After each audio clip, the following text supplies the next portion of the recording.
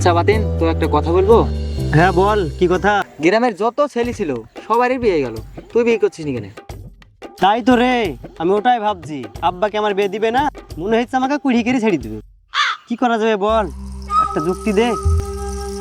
এক কাজ কর বাতি, আজই গিয়ে তোর আব্বাকে বল। বাবা রে, না না, আমি বলতে পারবো না। আব্বার যা রাগ, যদি এই কথা আমি বললি মেরি মাঠে ফাটি দিবি। আমি বলতে পারবো না। এই পাগল, এখন যদি না বলিস আর কোনোদিন তোর বিয়ে হবে না। তাই রে, ঠিকই বলেছিস। আজকে যে আব্বাকে বলছি বিয়ের কথা। তাই কর গা, ভেতর বিয়ার জীবনে হবে না। তাহলে বাতিন তুই বাড়ি যা, আমরা কাজ আছে, একটু কাজ ছেড়ে আসছি। ঠিক আছে। কি যে করা যায়, বাড়িতে বললো তো কি না কি করবে তা ঠিক নাই।